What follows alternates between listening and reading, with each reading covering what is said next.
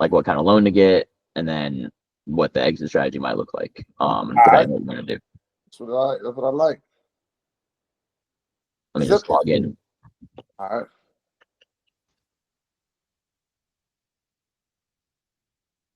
All right. Okay. So what's the address? 2812 Uh-huh. Cimarron, Cimarron Way. CIM. AR. Oh, got it. Got it. All right.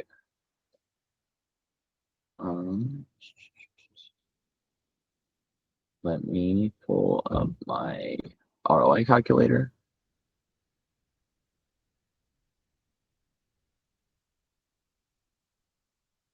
One second.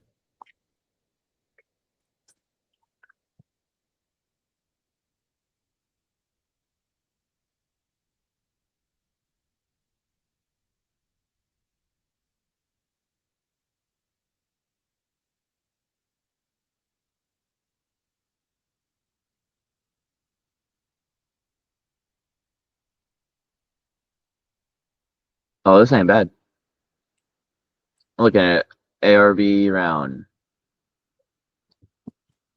probably 170 easily. Mm-hmm. You know, 170, 160. How do you base that? Hold on. I'll show you in a second. I want to pull up the ROI calculator so I can start using it.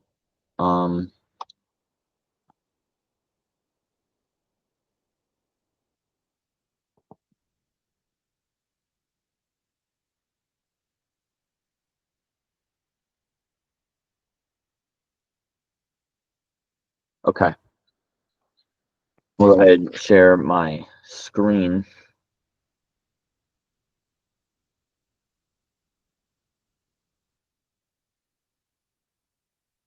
All right. So, oh gosh. Okay. So this is the property. This one probably. This one. Uh-huh. All right. So I like using Privy for pulling comps because it really lays everything out in a very streamlined. What you use for the comps? What you use for the comps? It's called Privy. It's expensive. It's like $1,000 a year. We like if you want me to pull comps, I'll just pull comps for you. All right. Yeah. So it gives some cool information. Like it'll give you like mortgage information, whatever's on public record about who currently owns it, how they got it, what the mortgage rate. What's the name? I ain't never heard of that one. Privy, Privy. But so it pulls all the comparables for you, and you can arrange it. So like I can go to settings, hit all, I can hit a mileage or whatever, and save it, and it'll show me all the solds in. Right now it's set to half a mile radius, so from here to here, half a mile. And so what I'm going to drag this off to the side. What I'm going to do, this information is usually I've seen a lot of times this information at the top is all messed up, so I don't really pay too much attention to it. Other than if I got the square footage, that's helpful, and the beds and bath count is what's really useful. Unless you're in an area where land is valuable, then like the lot size would matter also. Okay. But so primarily what I do is when I'm pulling my comps on Privy, what I do is I'll check three things. I'll check by distance. So what is the closest things, like geographically close? What are they selling for? So this one is probably like across the street, and it sold for 170 in April. It's got 200 more square feet, so it's not a great comp. But then this one, same thing, only 100 more square feet, sold for 160. You go to quarter mile away, you got 1,100 square feet, sold for 180. 1,450 square feet, sold for 170. So I mean, I think there's some pretty reliable comparable properties very nearby, right? But a lot of these ones that are selling kind of high, they're like 500 square feet more, 600 square feet more. So what I'm going to do next is I'm going to switch to sorting it by square footage. because that's going to give me like the absolute closest thing, right? One, for example, 3603 Columbine sold in June of this year for 115, and it's 1,000 square feet. Not really a great comp, but it's the same bed bath count. So what we're gonna do, we're gonna find stuff that is close and also our size, right? And so this one, we saw this one already about less than a quarter mile away. It's 1,100 square feet, and it sold for 180 in February this year. So it's kind of long time ago, but not terrible, right? And still in the same year, and I mean it's a really good comp, right? This is it's not that bad. It's smaller also. So then there's this one. It's a little under half a mile away, sold for 160 in May, and it's 1,200 square feet into 3.2. So I think where you're really going to make your money on this one, how much you say you're getting it for? 55. All right, and you're getting it under contract on Monday. Uh-huh. All right, so you're gonna get it for 55. I think you're easily looking at an ARV. If you add a bathroom, you're looking at an ARV of probably no less than 160. All right.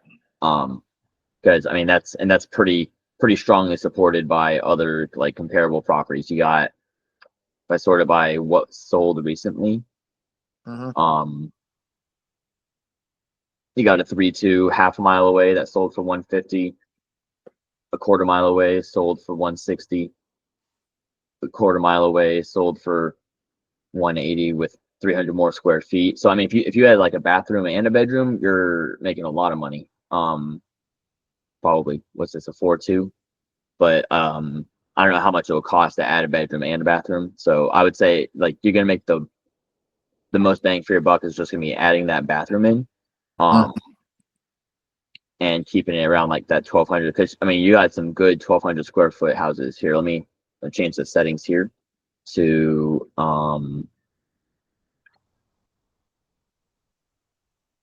that.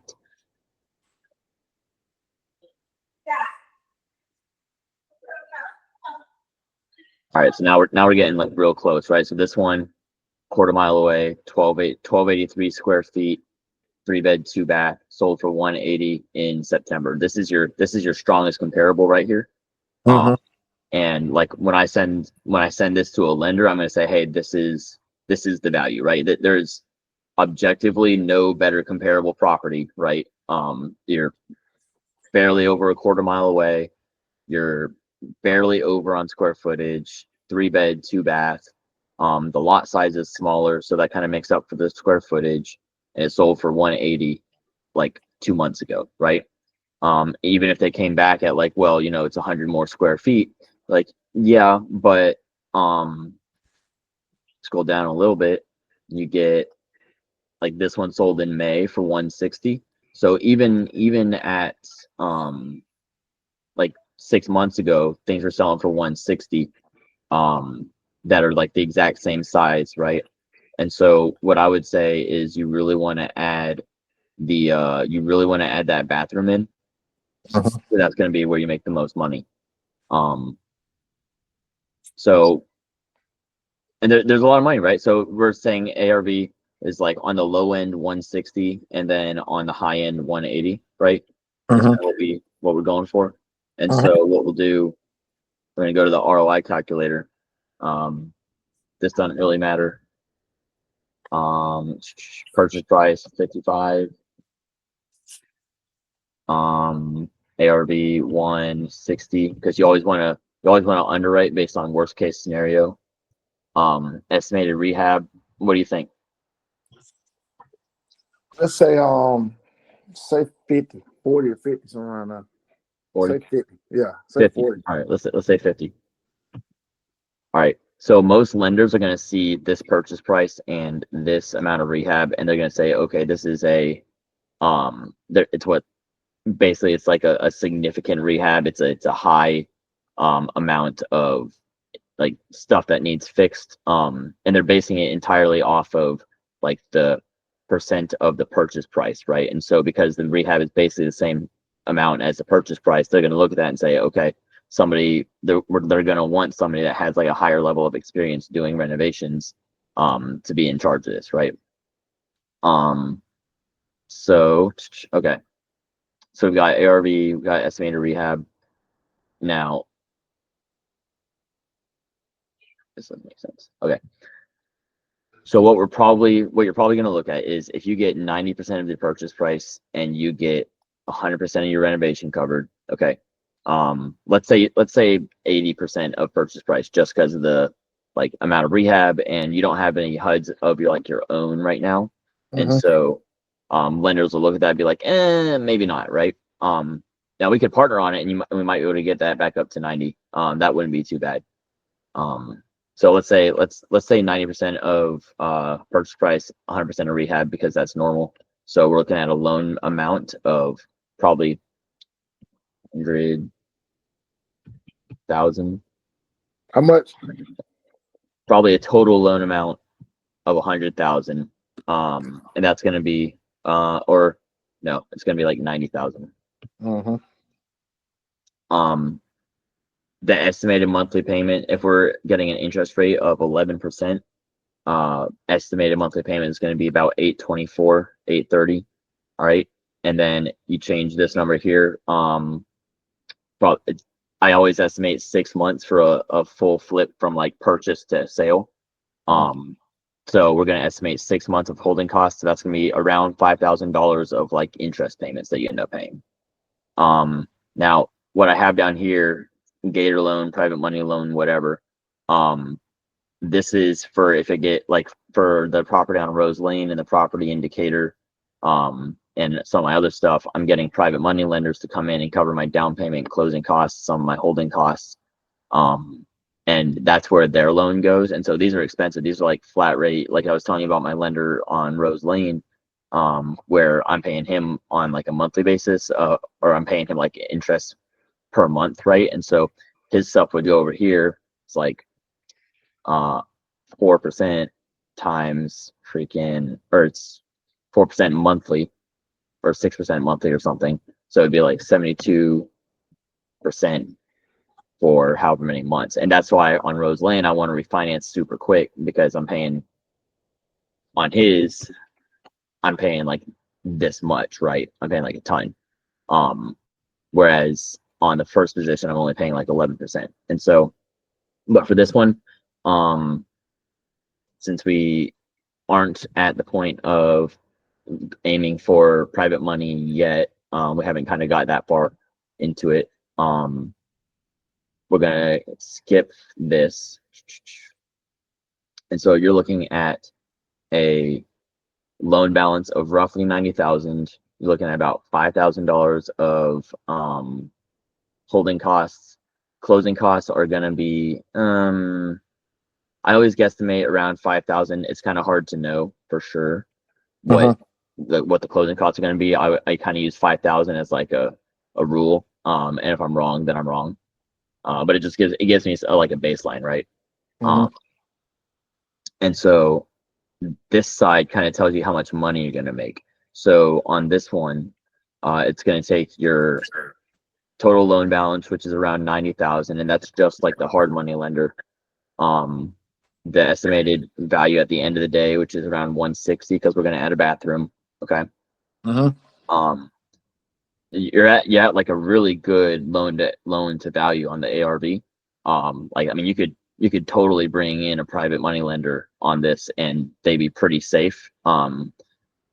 Most private money lenders like to see that you have HUDs of your own, which is like the settlement statement that you get after closing that says it's basically like the receipt for buying the house. Gotcha.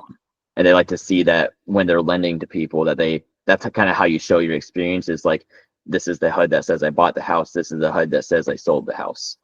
That's kind of how it's like your receipt for your experience on the deal.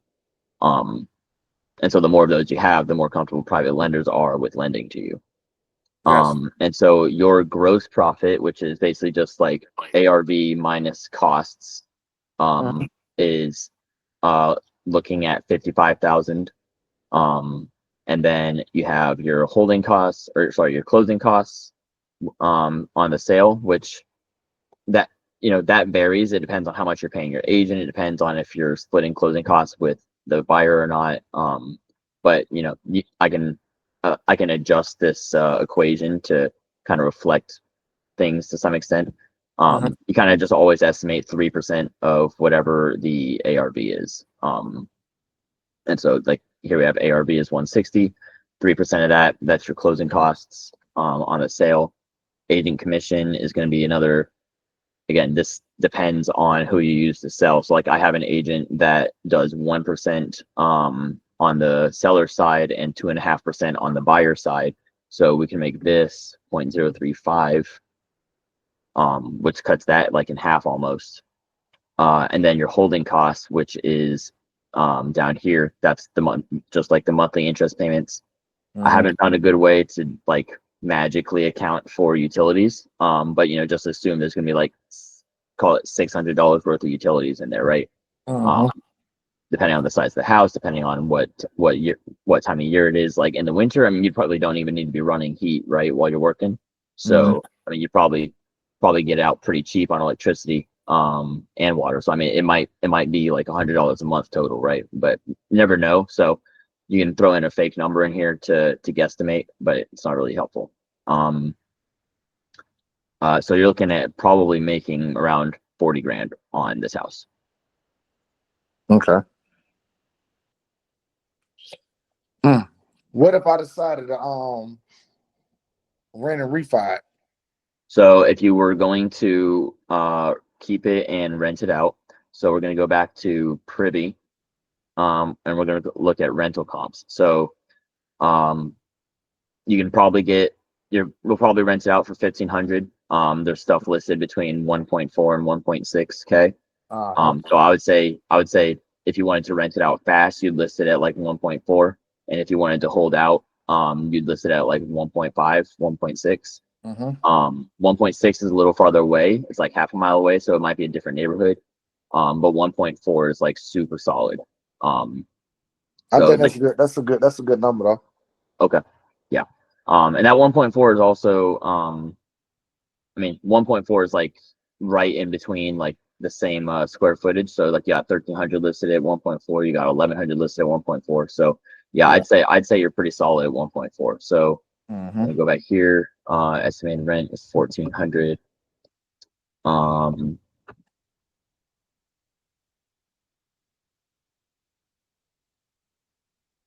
So your property maintenance is gonna be. I gotta add a line here. I'm not going to right now. Always kind of estimate that your property management is going to cost about 10% of your gross rent, and your capex, which is just like repairs, is going to cost about 10% of your gross rent. Now, since you're local, right, it might not really be worth having a property manager if there's only the one. I self-manage a couple of my properties. I self-manage a property out in Conway, which is like outside of Myrtle Beach. That's 4 hours away, and I'm self-managing, right? So you don't have to get a property manager. Property managers are really useful if you're farther away, and they're really useful if you have like more than like 10 rentals or 10 units. And they're also just useful if you don't want to bother with like eviction stuff and late payment stuff and everything like that, right? If that's the case, then you would get a property manager. For you're local, it's going to be your first one. It's going to be like all the repairs. I mean, you would just do your own repairs most likely. So CapEx is going to be pretty low. So I would say, all right, this is already accounting for property management and stuff like that. So yeah, so you're probably going to be, your net operating income is going to be like 1,100, but then I'm going to pull up my other favorite website, which is just mortgagecalculator.org. We're going to say that the home is worth 160. You're going to do a refinance at 75% of the value, which is probably the highest you're going to get. Your interest rate is probably going to be like 7.5. I assume that it's a guess, right? We're just guessing the whole time. Property taxes. So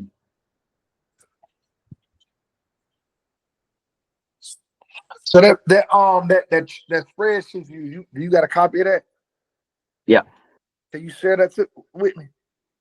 Mm-hmm. Okay. Can you tell me the address again? I'm gonna try to forget the taxes. 2812 Cimarron. Cimarron Way.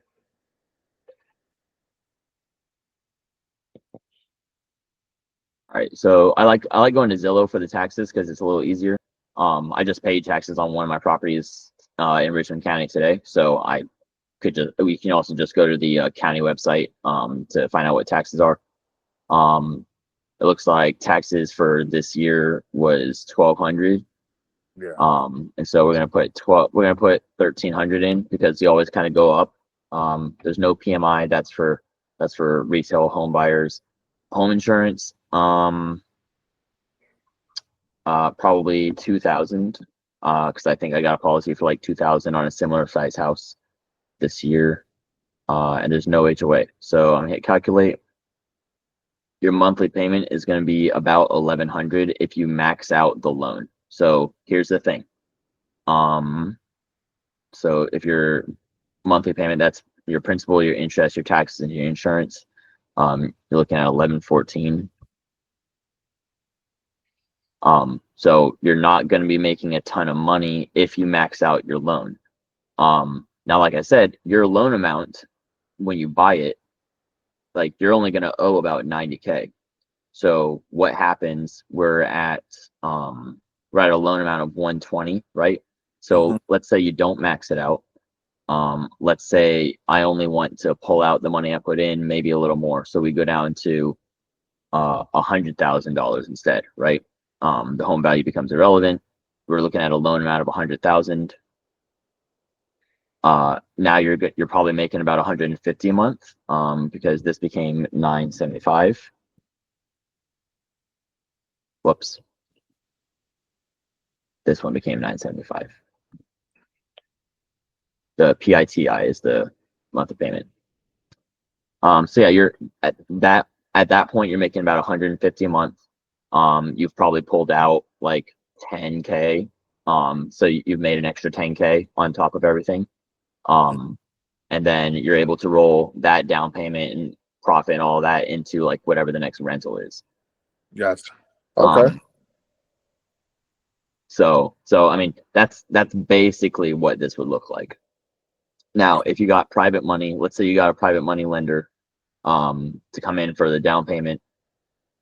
So that would probably be, you're probably looking at, you would want like 15K. That'll cover down payment and closing costs, maybe some holding costs depending on the amount of leverage. So 15,000.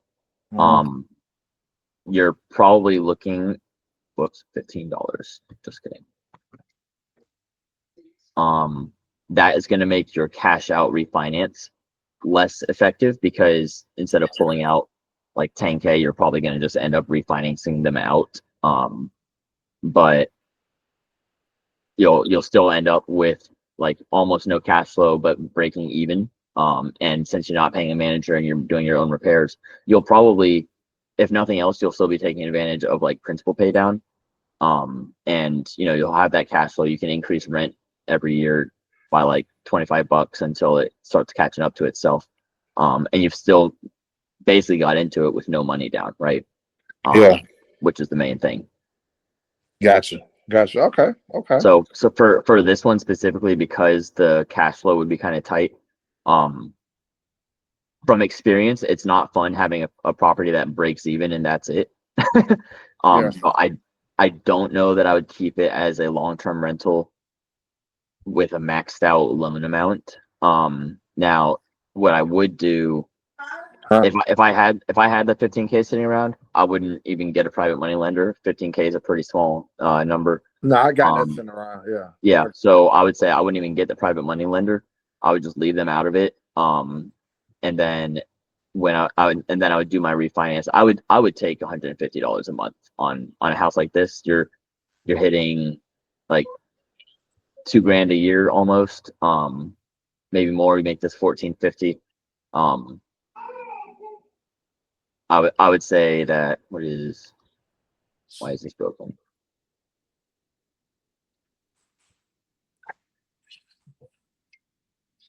Oh,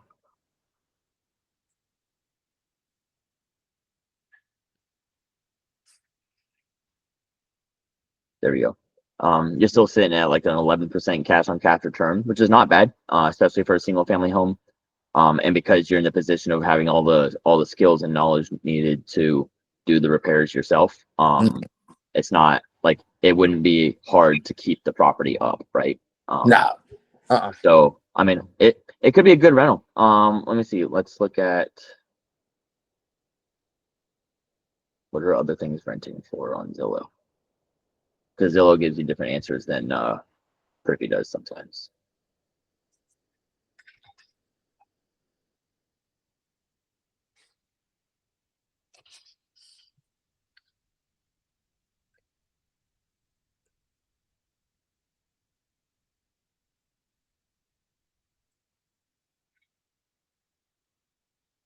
Yeah, so this one over here, everything on like this side of Deansbridge Road is like you normally wouldn't take a comp from like here and apply it to a house over here, but everything like around Deansbridge Road, as I mean, like it's pretty much all the same neighborhood, very similar values, similar like cost of living and stuff like that. So I would say you could get away with charging like that 1450. Oh And yeah, it wouldn't hurt too much, Yeah. if you did that 1450, that increases your cash on cash Let me return. ask you, what if I like I said, got it for 55, but what if I got what if I was able to get you said it'd be 90,000. So what if I would do the loan for 80? Say I took out the 90, but I only needed 80 of it. Yeah, so I mean we can just change the estimated rehab to 40,000 instead. Yeah. That, and on the calculator, that's like the easiest way to do it, right? So we change the estimated rehab to 40,000.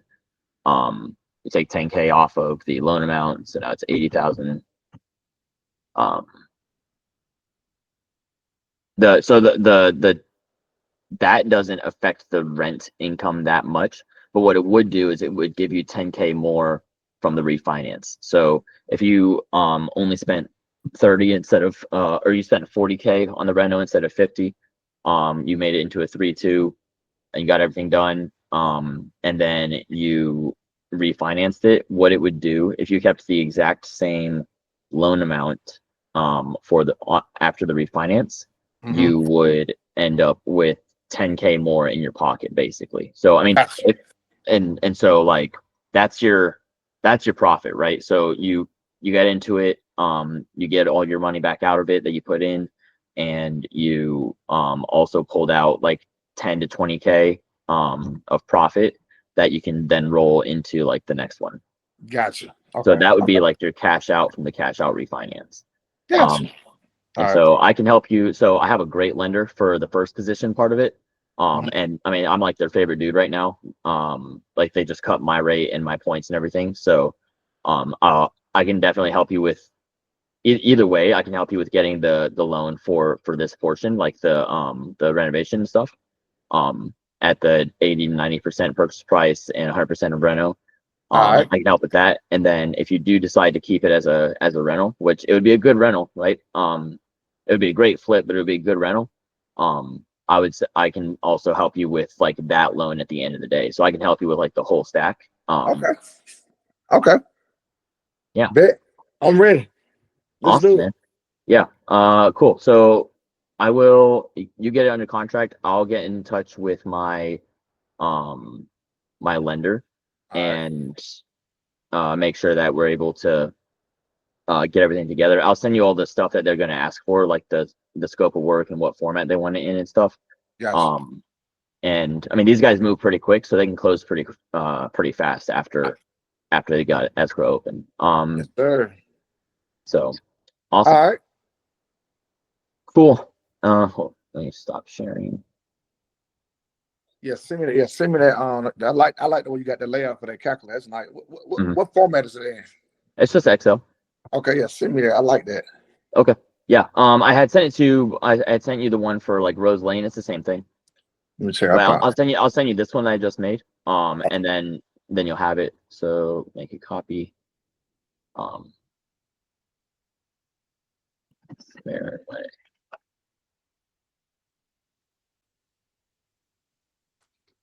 But yeah, so that's great.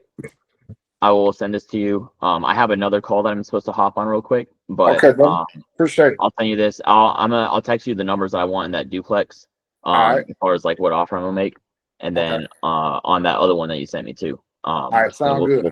we'll see what happens. All right, brother. All right, I'll talk to you later.